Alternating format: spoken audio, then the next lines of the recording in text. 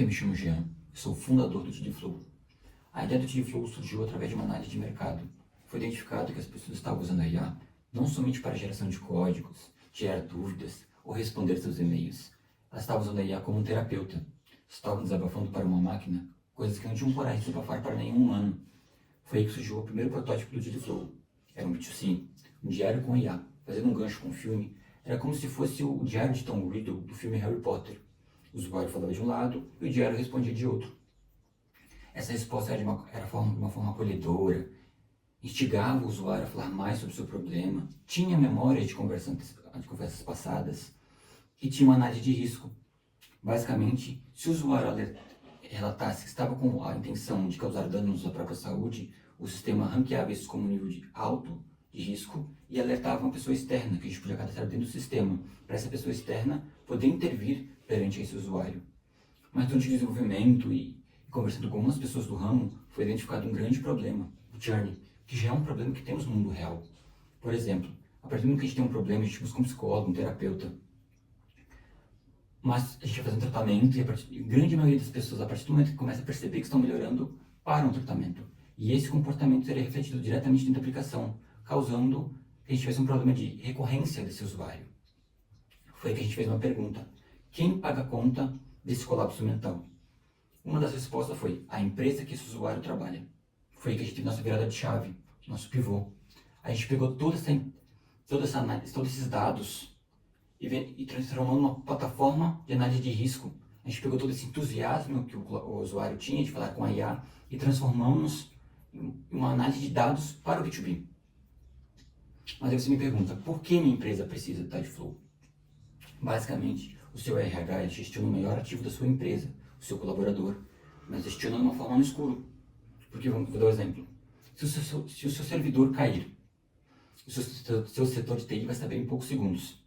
Mas se seu time de vendas estiver no burnout por causa de uma meta inalcançável, você só vai saber daqui a um tempo, possivelmente numa reunião de demissão. O RH ele tenta contornar a situação com o GPTW, mas sejamos sinceros, o colaborador muitas vezes não responde com sinceridade, ou se responde, o resultado disso vai ser passado, ou seja, é uma análise passada do que já aconteceu. Era como se o seu RH estivesse tentando apagar um incêndio com um copo d'água de uma casa que já pegou fogo. É aí que o TDFlow entra para resolver esse gap. Para o colaborador, a gente traz uma IA terapeuta 24 horas por dia, 7 dias por semana, totalmente anônima para ele desabafar o que ele quiser. E para a empresa, a gente traz uma análise de dados, mapas de calor, relatórios, toda uma análise de risco para ela poder intervir com o tempo perante uma situação que está ocorrendo. Por exemplo, você quer tirar de home office, sua empresa de home office. Em poucas horas você já vai ter reflexionado no seu dashboard o que os seus colaboradores estão pensando. Vai ter palavras-chave como tempo de deslocamento, menos tempo com a família, e você perceber um nível de estresse elevado, ou seja, você já consegue intervir com mais tempo perante aquele problema. Vindo agora para a parte da interface, essa seria a interface do colaborador, o chat com a AI em si. Vou mandar aqui pro chat. Olá. O chat respondeu: olá, é bom você estar aqui. Como você está se sentindo hoje? Vamos responder ela: estou muito feliz. Estou fazendo um pitch do TDFlow. Ela respondeu: que alegria ouvir isso. Fazer um pitch do TDFlow deve ser empolgante. Ou seja, ela sempre instiga o usuário a ficar falando mais sobre com a sensação que ele está sentindo. E na parte da dashboard da empresa, seria assim: aqui a gente tem que conseguir definir os dias, para a gente poder visualizar os dados, que são usuários ativos naquele período, a total de conversa, que a gente tem 1247, o nível de estresse muito elevado pela nossa base, e nenhum alerta de risco.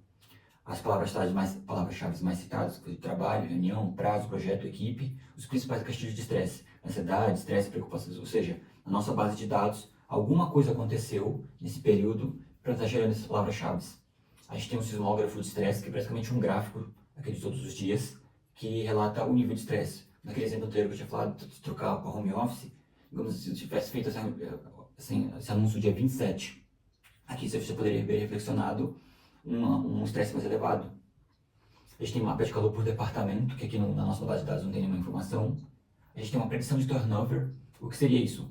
É uma análise de perca de talentos, que ele faz análise de todas as conversas que a gente tem, que o colaborador tem com a IA, e faz de 0 a 100 qual é o risco de você perder aquele talento, ou seja, nossa base de dados está muito baixa. E a gente tem também análise de impacto em decisões, ou seja, vamos dar um exemplo aqui. Pegar o dia 24, que teve uma reunião, a gente vai analisar o impacto. Ou seja, a moral antes era 93, agora foi 94. O engajamento antes era 46,69, agora é 51. Ou seja, essa reunião surgiu o efeito. A equipe está muito mais engajada depois dessa reunião. Você consegue ter toda essa base de dados aqui pelo próprio aplicativo. E aqui também mostra por departamentos qual que teve mais impacto. Aqui você não vai saber exatamente qual departamento, justamente pela parte que eu tinha falado, que toda informação que o colaborador oferece dentro da plataforma é totalmente anônima. Mas você pode ter mais ou menos uma base do que está acontecendo. Aí a gente tem o diretório de funcionários, onde você vai fazer toda a gestão dos seus funcionários, adicionar, remover da plataforma. A parte de departamentos, você cadastrar seus departamentos da sua empresa e cadastrar os funcionários dentro daquele departamento. A parte de assinaturas, atualmente a gente possui 2 assinaturas, que basicamente a única diferença delas é o nível de quantidade de usuários que você pode cadastrar. Na gratuita você tem até 7 usuários e na assinatura Enterprise você tem uma cobrança de R$ 99 por usuário que está sendo cadastrado na plataforma. Você consegue ter toda a gestão da sua assinatura, né, mostrando todo o histórico de pagamentos, você tem todo esse controle. E a parte principal do sistema, que é os relatórios. Todos os relatórios são gerados diariamente, semanalmente e mensalmente. São todos gerados por IA. Ele pega toda a base das conversas dos seus colaboradores e transforma isso tudo em base de relatórios. Vamos dar aqui um relatório mensal completo de novembro. Ele traz um resumo executivo sobre aquele relatório, as métricas principais, ou seja, quantas conversas foram analisadas, o número de usuários ativos para realizar aquela análise. Ele faz toda a base de dados que ele usou para gerar aquele relatório. Ele dá as recomendações, ou seja, o que ele acha melhor você fazer para contornar aquela situação e uma análise mais aprofundada sobre aquele problema.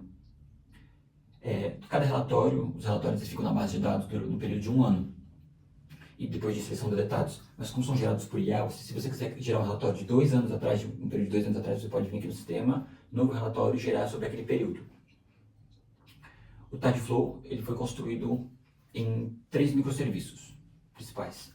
O de usuário, que basicamente faz toda a gestão de usuário, cadastro, toda a parte do usuário, departamentos e empresa faz toda a parte dessa gestão. O microserviço de IA, que faz toda a parte de recebimento da mensagem do colaborador e manda para o modelo de linguagem, que toda a parte de mitigação de risco, que eu tinha comentado, de saber qual o problema, analisar o problema na conversa com o colaborador, faz toda a parte de relatórios, toda a parte daquelas métricas que a gente viu no painel ali, faz toda essa extração das conversas, e o último seria de notificações, que basicamente só faz a notificação por e-mail da plataforma do usuário. Todo o sistema é construído em Docker, está construído em Docker, está rodando em Docker. A gente tem a parte do front-end, o serviço de IA, aqui está desligado o serviço de IA justamente porque a gente tem 3 modelos, 3 clientes de IA que você pode selecionar, tanto o Gemini, que é da Google, você paga o serviço deles e recebe a API, ou a Llama, que roda localmente dentro do seu servidor, você pode ter sua própria IA, ou o OpenRouter, que você vai lá no sistema da OpenRouter, cadastra, os dados do cadastro, pega uma chave de API de qualquer modelo de linguagem que existe no mundo e cadastra no sistema. Aí tem o sistema de notificação, o serviço e daí os bancos de dados aqui, né, que estão construindo o PostgreSQL, da IA, notification do usuário, ou seja, cada microserviço tem o seu banco de dados.